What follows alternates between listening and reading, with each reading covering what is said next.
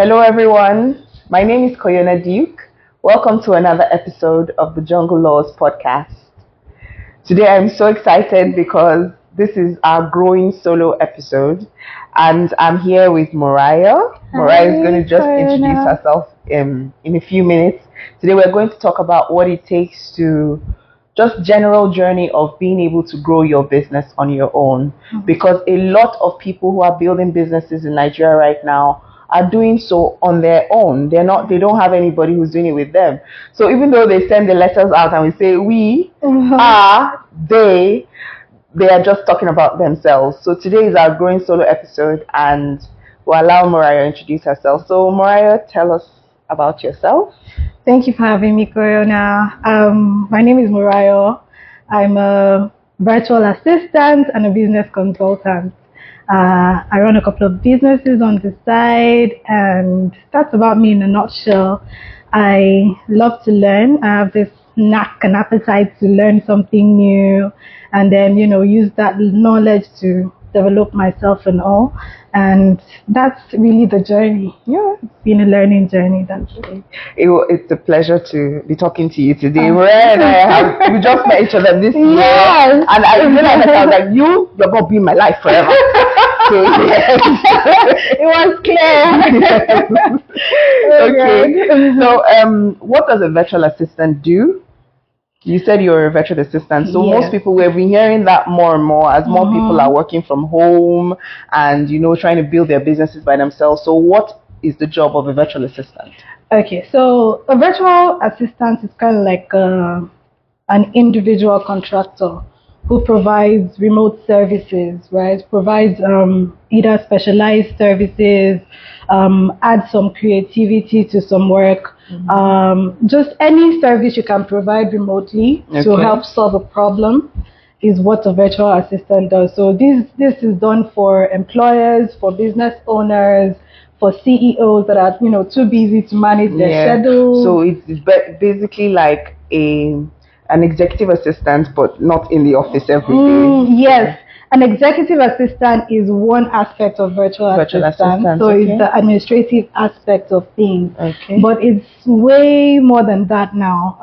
As a virtual assistant, you could be helping out with social media management, you could be helping out with content creation, adding some creativity to a group.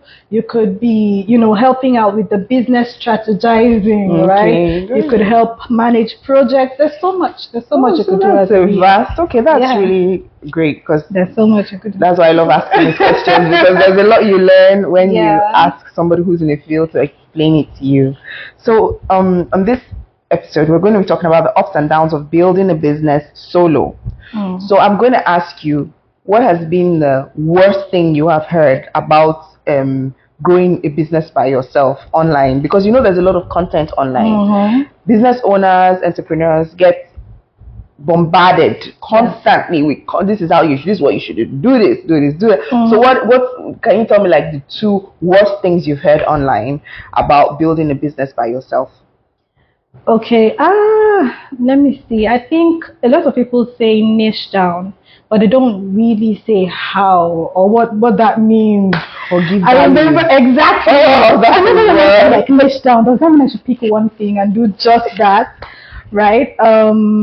I think that's one thing for a growing business or somebody that is trying to figure out what they're doing. You get a lot of these advice. Just pick niche down. You have to niche down. You hear that a lot. But there's a whole lot that accompanies that, right? Niching down does not mean just picking one thing and being just that. It means being able to do the research that is necessary, pick something that you love and grow around it. And growing around it may mean you wearing so many different hats. So targeting, right? basically. Yeah, targeting. And that ties into, I feel like every business owner should have an appetite for learning. It just has to be your bread and butter, because it's what will keep you going.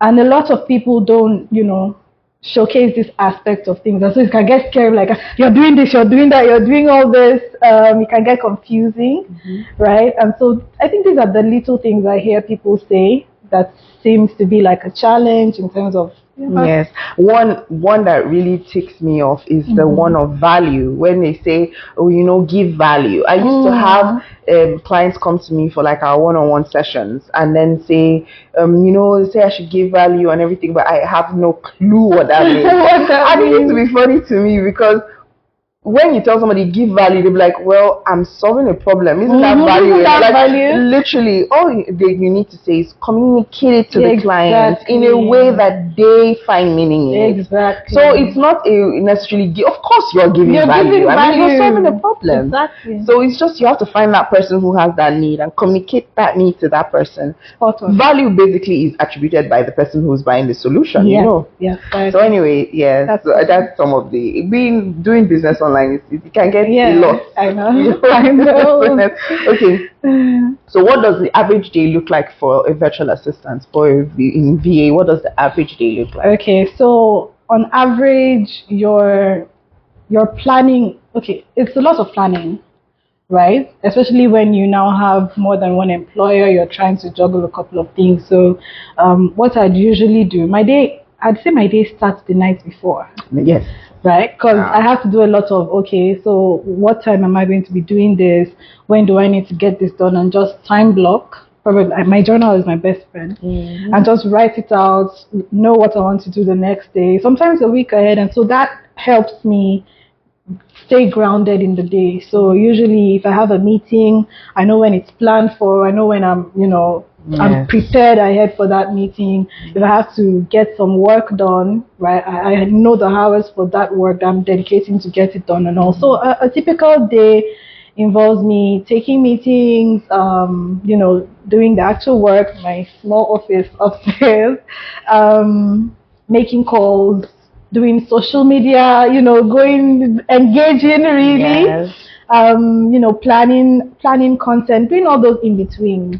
So a typical day is bits and bits of all of that. So I'm going to segue here and go, how do you there is this thing about building a solo business these days, especially when you're using social media to leverage, to get visibility, to grow. There is a certain overwhelm that comes from social media taking over. You find out that social media becomes 90% of your business.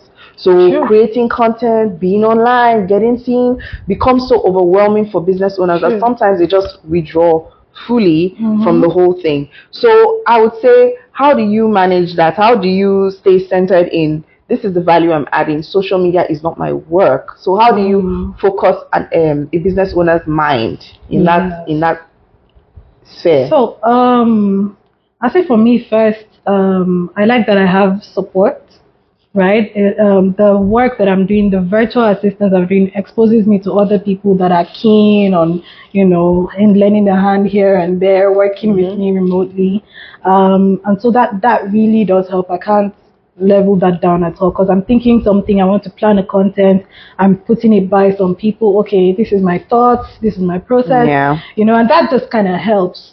Because to be honest, it can be a lot. It feels like you have 10 hands when you're managing social media, and half the time you're supposed to be using to constructively do the work you're doing. You're thinking of social media. Exactly. You're thinking of social media. So it can be overwhelming, but to still have yourself in it is to, like I said, I do most of my engagement myself. And then that helps me know what people are asking about more often. That helps me know where the problems are, where there's a gap in communication. And so based off of that, content is kind of like, not as hard as it should be, right? Because I now know exactly what information to put out to respond to those queries, if it makes sense. But I think as a business who probably does not have this kind of structure already, or have people, around that they can just call, can you help me out with this? It just helps to put yourself in it and take it one step at a time, right? Even if, your rate of consistency can be twice a week, for starters, you go with that, and then I think along the line it just gets easier. Okay. All right. So how does a solo business owner find the direction to start? Where do they start from? So I've woken up today, I have this dream and an aspiration. I have my phone and I want to sell maybe, I don't know, rings or jewelry online. So where do I start from? What is the first thing that needs to be in my system for it to work? Aha, okay, so I'm going to use this exact ideology that you painted. And thank God you already started off by saying you have this dream. Because I was just about to say when you were asking me, I said, no, the person has to have something driving them. It has to count for something, right? You have to be in it. And so it's valid that you have a dream and probably you want to start selling rings.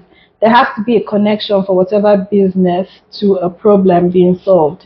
Yeah, it doesn't have to be world war. It doesn't have to be hunger. It doesn't have to be. I keep trying to tell business owners that when they say solve a problem, people are always I'm thinking poverty in Nigeria. And this is my good cause, but this is my mantra. I keep telling them solve a problem in your locality. Exactly. Whether it's something that already exists, you can make it quicker, you can make it faster, you can make it easier. So true. Yeah, so true. In your local, something small, you can start from there. If you have big world views and you know you want to solve global warming, go for it. Yeah, but don't be deterred if it's not that big. Exactly. Yeah. So linking that, in this example, for instance, you're helping somebody propose to their wife, you're beautifying somebody's wonderful ring. So you start to look at it from the point of view of who you want to serve. And so that I think should just be your first point, knowing that, okay, these are the people I want to serve. How can I appeal to them? How can I communicate to them? And so knowing all of that will help you know what to put out, will help you be able to say, okay, this is what I'm solving, this is what I'm selling, and so I'm going to tie it, to the consumer. I'm going to find a way to communicate and show them that I'm the right person to solve their problem. Okay, so on a system, I'm a systems person because that's my specialty, systems, processes. So on a systems basis, I'm a solo entrepreneur selling jewelry. I have the passion. I've done what you said I need to do. I know who my clients are. Yeah. When I sit on my table that first day, I'm overwhelmed. I don't know what to do. So what would you advise me? And I say, okay, hi Morayo, I have this problem and I want you to help me walk through this. Okay. How will you systematize it for me so that I can, every day when I stand up at 4 o'clock, 5 o'clock, I can say, okay, I've done something today. Okay, great. I'm also a systems person. I don't know. I can't work without some kind of structure. There's a structure in place, yes. Right. Much so easier. I'd say that you start with research. Because a lot of times when we start up a business, we just have this big idea and then we just have that perfect picture in our heads and we want to go by it, assuming that everything is perfect as we thought of it. I'd say start with research, know the facts for what it is and be objective with your research. You know when we're doing research sometimes, like you pick this one, yes, they said this, and because it goes with what you want it to go with, you just run with it, right? So objective research really does help, where you're looking at the information for what it is and you're finding the gaps. Now, if you have done the research, it helps to feed off of, okay, now I know how to better tackle. Because let's say, for instance, you're this ring seller, and based on your research, you find that a lot of people, probably in Lagos, Abuja, the main cities, get to buy so type of gold or kind of diamond, right? That research will help you know, okay, these are the people I should be targeting. How I should focus. Right? Yeah. These are the people I should focus on and all of that. And once that is done for social media, I think you can then set up a schedule, set up your content, plan out your content ahead, right? So that based off of your research, your content is hitting the nail on where it should, right? And then start to create. I want to believe you have some tools at your disposal, for instance, tools like Canva, tools like, video editors, where you can just put something out, put it together and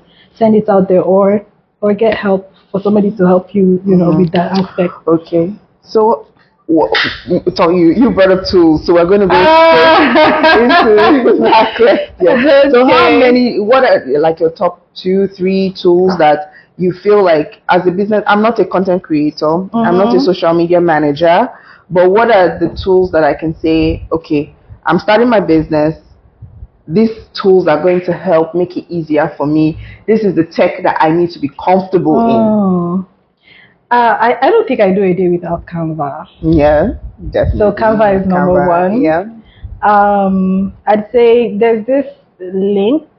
It's a browser link, so it's not like an app you have to download. WA.link.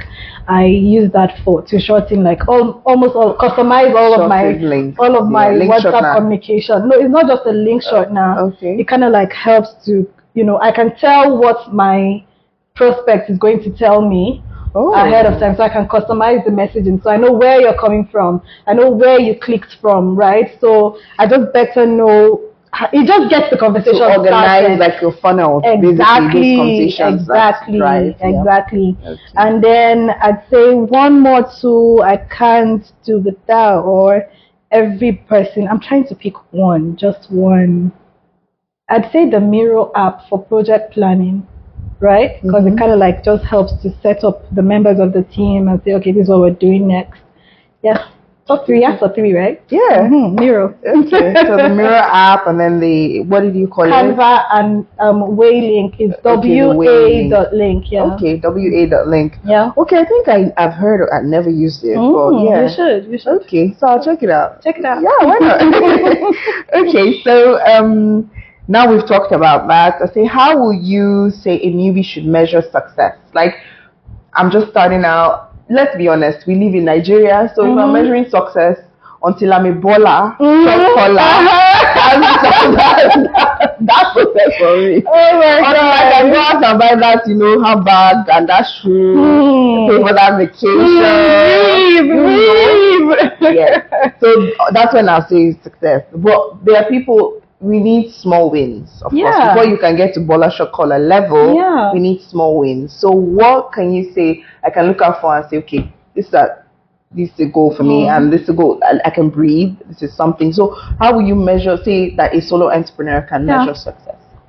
To be honest, I just think as long as you're doing 1% better than you did yesterday, you're successful.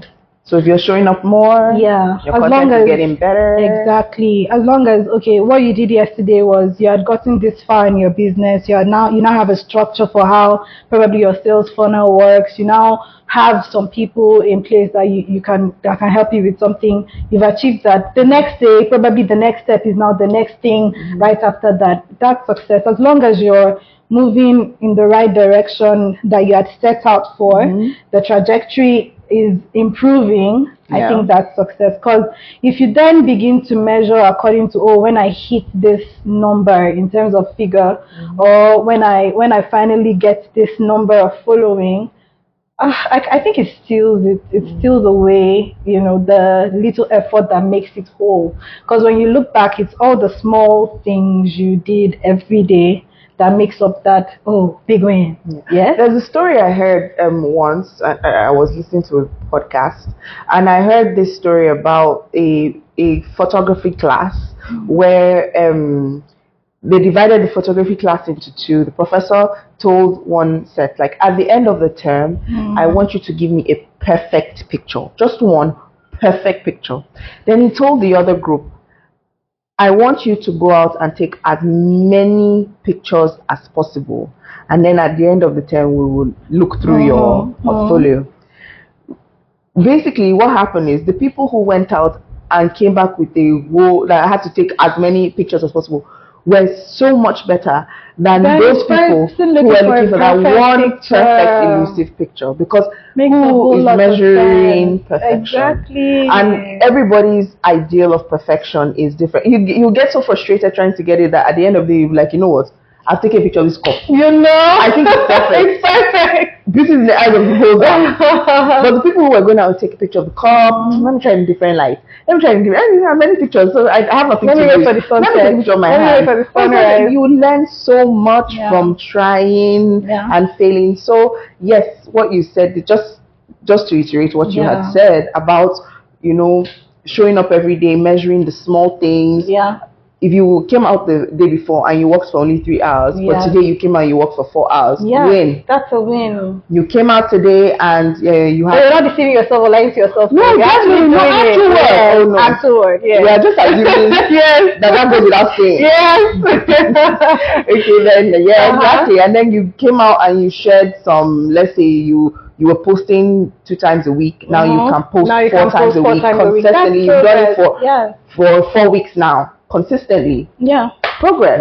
A small win. Yeah. So it's not a big, exactly. Mm-hmm. And then you were able to bring in one client who's paying. Yeah. Because let's be honest, you're doing a business to make money. I always want to make sure that my business owners, people who are working with solo entrepreneurs and businesses, you're here to make money. Yeah.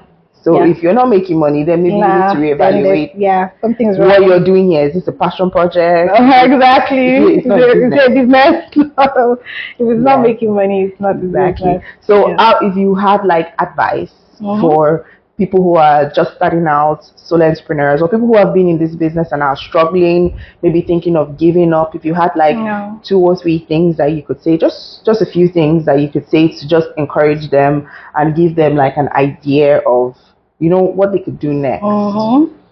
So I think what makes that feeling even come in the first place, where you're feeling so overwhelmed or you feel like you're not doing enough, you want to give up, is most likely you're comparing yourself to someone else, or you've set such a big goal for yourself and you feel like, when am I going to get there?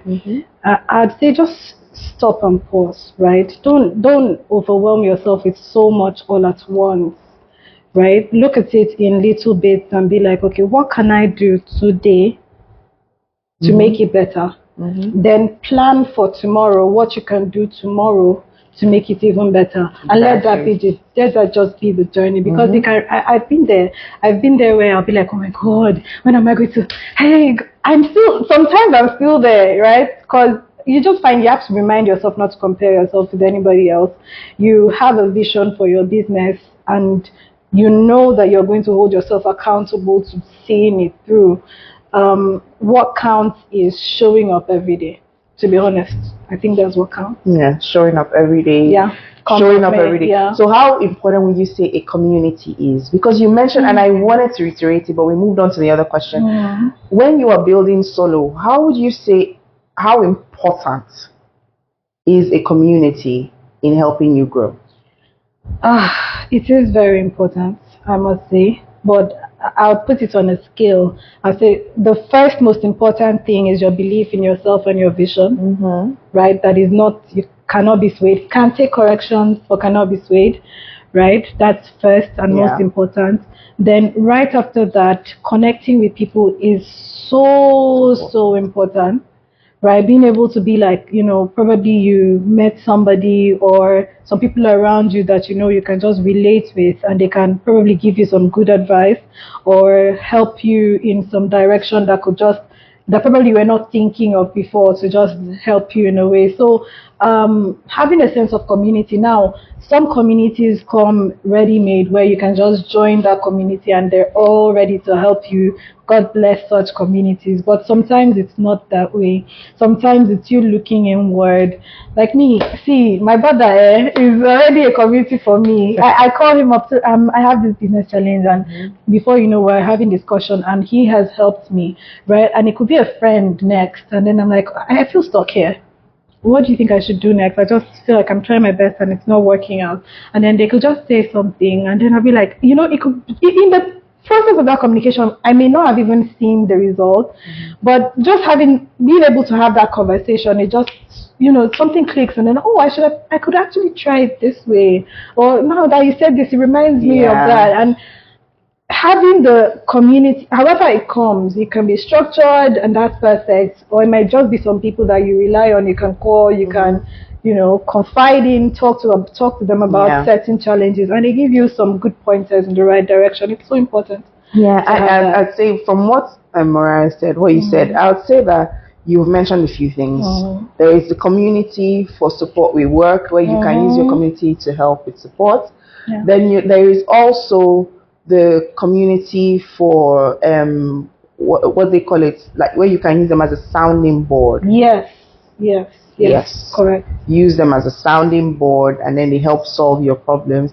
And then you also need community to have fun, man. You need to unwind things that you need to let your hair down sometimes. So even if it's just a friend, you can call up, you watch Netflix together, you chill, or if it's your partner, it's your friend, your brother, whatever it is, you just need people. you can't do this alone. As much as you want to, the more people you have, the more successful. In fact, you see a very successful person, just know that there are so many people at the back who are like popping them up, helping push them forward. So you don't take that for granted when you're trying to grow solo. So thank you so much, Morayo, for taking time and allowing us into your beautiful home to have this conversation with you. Thank you so much. It was wonderful. I want you to share your social media handle with us. Okay, my handle is at Mojolie, Mojolie. Okay. But search Learn with Mo. Learn with Mo is the name of the business. Okay. So you get. So we're going to post that down in the caption so you can find Mo. Learn with Mo. Yes, you got as well as your VA. I'm here for you. Strategy. So yes. Thank you so much for having a conversation with us.